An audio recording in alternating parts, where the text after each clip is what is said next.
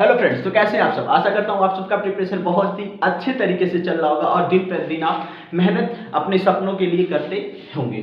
तो मैं हर बार की तरह एक फिर नई अपडेट नई जानकारी के साथ आया और इस बार की जो बात करने वाला हूँ वो एसएससी जीडी 2023-24 के वैकेंसी के बारे में बात करने वाला। जी हाँ, एसएससी जीडी 2023-24 की जो वैकेंसी है उसके बारे में बात करने वाला हूँ। किस बेस पे बात करूंगा, तो एसएससी ने एक कैलेंडर जारी किया अपने 1 सितंबर को।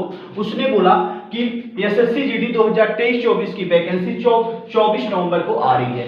जी हाँ, एसएससी कभी झूठ नहीं बोलती है और ये एकदम करेक्ट टू करेक्ट डेट बोलती है। तो इस अकॉर्डिंग से मैं पूरी तरह से कॉन्फिडेंस के साथ बोल सकता हूँ कि 24 नवंबर 2023 को वैकेंसी आ रही है एसएससी जीडी 2023-24।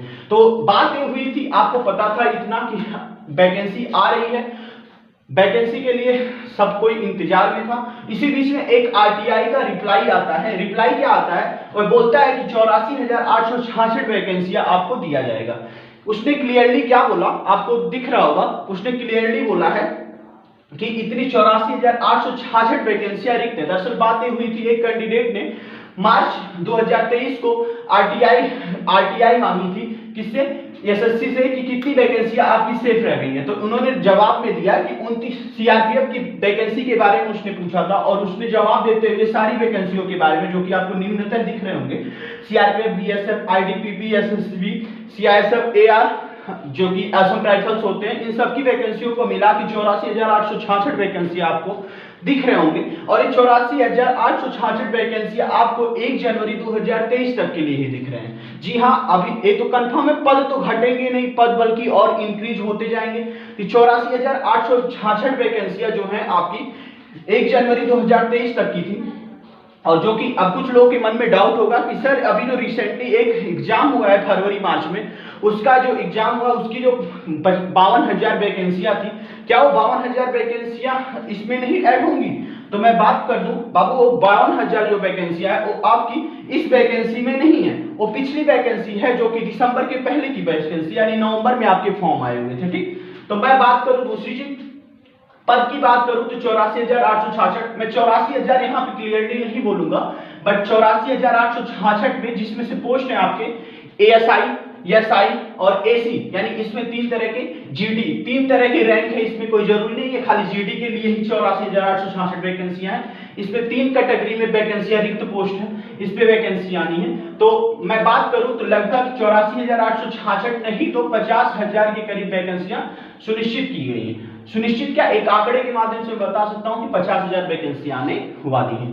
तो ये तो हो गई वैकेंसी के बारे में। अब मैं बात करूं कि एक कब वैकेंसी आ रही है, कैसे क्या होना है। ठीक, तो आप पूरी वीडियो में पूरी तरह से बने रहिएगा, मैं पूरा डाउट आपका क्लियर करने वाला हूं। तो मैं बात करूं इसका स्टार्टिंग कब होगा, अप्लाई कब से कर सकते हैं आप। जी हाँ, एसएससी जीडी 2023-24 का नोटिफिकेशन आपको 24 नवंबर 2023 को आएगा और उसी दिन से आपको क्या, उसी दिन से आपकी वैकेंसी फिल करना शुरू हो जाएंगे, उसी दिन से आपकी पोस्ट फिल करने शुरू हो जाएंगे, एप्लीकेशन आप भर सकते हैं।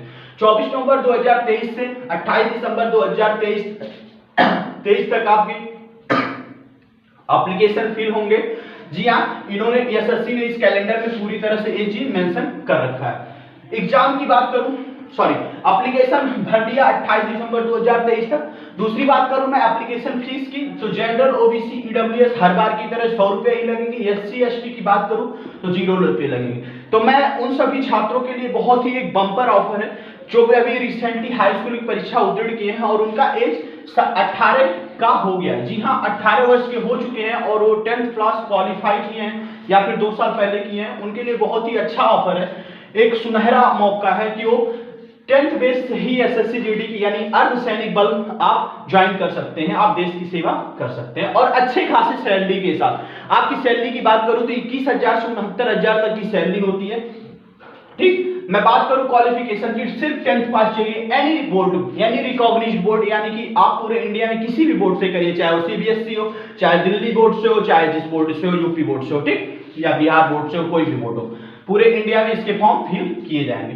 मैं दूसरी बात करूं वैकेंसी कितने आ रहे हैं, तो मैं वैकेंसी की बात करूं तो वैकेंसीज आपके आ रहे हैं, दिख रहे होंगे आपको क्लियरली कि सीआरपीएफ के 29,283 वैकेंसी हैं, बीएसएफ के 19,987, आईटीबीपी के 41 142 और SSB 2273, CISF के 19475, AR के 3706 यानी असम राइफल।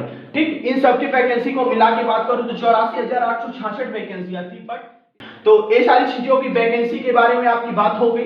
दूसरी मैं बात करूं कि एग्जाम कब से होंगे, तो एग्जाम की बात करूं तो एग्जाम आपके फरवरी मार्च में क्लियरली है, यानी फरवरी या मार्च में एग्जाम आपके बिल्कुल क्लियरली है। एसएससी कैलेंडर कभी भी झूठी चीजें खबर नहीं देता है, वह क्लियरली पूरा कंफर्म करके ही देता है, और इसकी वैकेंसी के बारे में इसकी जो भी डिटेल्स होती है वो बिल्कुल कंफर्म होती है। तो सिलेक्शन प्रोसेस की बात अगर जो मैं करूं कि सिलेक्शन कैसे होंगे, तो सिलेक्शन प्रोसेस की अगर जो मैं बात करूं तो आपके पहले सीबीटी एग्जाम होंगे। दूसरी चीज पीईटी मतलब फिजिकल एलिजिबिलिटी टेस्ट, जिसमें आपके रनिंग भी होंगे। ठीक, रन कितने होंगे, क्या होंगे, सारी चीजें के बारे में डिस्कस करेंगे, आप बिल्कुल वीडियो में बने रहिए।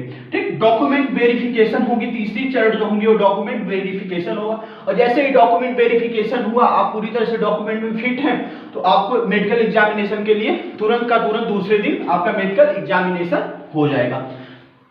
मैं एग्जाम की बात करूं कि एग्जाम किस आधार पर होंगे, कैसे होंगे, तो एग्जाम आपके सीबीटी बेस्ड पे होंगे, सीबीटी में होंगे। तो नेगेटिव मार्किंग की बात करूं तो नेगेटिव मार्किंग वही पुराने वाला है, 0.5 का नेगेटिव मार्किंग है। एक क्वेश्चन करोगे आप 2 नंबर मिलेगा, इस अकॉर्डिंग से मैं बोल सकता हूं 1/4 के आपकी नेगेटिव मार्किंग है। टाइम की ड्यूरेशन की बात करूं तो पिछले जीडी के उसमें 2021 वाले की बात करूं, 2021-22 की बात करूं तो 60 मिनट की जगह पे आपके 100 मिनट के 90 मिनट के मिलते थे, बट इस बार आपको 60 मिनट में 80 क्वेश्चन मिलेंगे। ठीक, 80 क्वेश्चन मिलेंगे, और पिछली बार भी 60 मिनट में आपके 80 क्वेश्चन करने थे। ठीक, मैं एप्लीकेशन की बात हो गई, एग्जाम पैटर्न की बात हो गई, सिलेक्शन प्रोसेस की बात हो। अब आगे की जो प्रोसेस आगे की बात करूं तो फिजिकल मेजरमेंट क्या होनी चाहिए, तो जी हाँ, फिजिकल मेजरमेंट बहुत ही मोस्ट इंपॉर्टेंट महत्वपूर्ण भूमिका है, अगर जो इसके बिना तो फॉर्म फिल करने की जरूरत ही नहीं है। तो जनरल, ओबीसी और एससी की बात करूं तो मेल के 170 सेंटीमीटर हाइट होनी चाहिए। अगर जो मान के चलो 169 सेंटीमीटर हाइट है तो बिल्कुल आप बेफिक्र रहिए, ये रनिंग कम से कम अगले सितंबर तक होने वाली है। तो सितंबर नहीं तो जुलाई सितंबर तक जाएगा, जुलाई 10 सितंबर तक ये रनिंग होंगे, उसमें आपको फिजिकल मेजरमेंट किया जाएगा। तो 169 होगा तो 170 हो जाएगा, वो हो जाता है रनिंग करने से। फीमेल की बात करूं तो 157 सेंटीमीटर होनी चाहिए हाइट, और अगर जो यहीं पे मैं बात करूं मेल की चेस्ट की तो आपको 80 सेंटीमीटर की चेस्ट होनी चाहिए, और 5 सेंटीमीटर पे आपको इंक्रीज यानी फुलाव होनी चाहिए। ठीक, एक्सटेंशन होनी चाहिए। एसटी की यहीं पे बात करूं मैं, अगर जो आप एसटी कैटेगरी से बिलोंग करते हैं तो मेल के 162 सेंटीमीटर होनी चाहिए और फीमेल के 150 सेंटीमीटर होनी चाहिए। मेल की जो एसटी कास्ट के मेल की जो चेस्ट होनी चाहिए वो 76 सेंटीमीटर होनी चाहिए, और 5 सेंटीमीटर इनके फुलाव होने चाहिए। ये हो गई फिजिकल मेजरमेंट की बात। अब दूसरी चीज में बात करूं रेस कितने कैसे होगा, रेस क्या है, तो रेस की बात करूं तो 5 मेल अगर जो 5 किलोमीटर 24 मिनट में तय करना है इनको, यानी 24 मिनट में आपको 5 किलोमीटर की रनिंग करनी है, रेस करनी है। और महिलाओं की बात करूं तो 8.5 मिनट में 1.5 किलोमीटर से ऊपर यानी 1600 मीटर आपको रनिंग करनी है। ठीक, ये थी आज की जानकारी। अब आगे की वीडियो में इससे रिलेटेड जो भी जानकारियां हैं मैं आगे की वीडियो में एक नई वीडियो के साथ, एक नई अपडेट के साथ, एक नई वैकेंसी के बारे में आप सबके बीच में आऊंगा। तो इसी के साथ जय हिंद, जय भारत। अगर आपने अभी तक मेरा चैनल सब्सक्राइब नहीं किया तो प्लीज सब्सक्राइब कर लीजिए, बेल आइकन प्रेस कर लीजिए। हर बार, हर एक दिन, हर एक नई जानकारी के साथ मैं रेगुलर बेस पे आप सबके बीच में नई नई जानकारी उपलब्ध कराता रहूंगा। Thank you so much.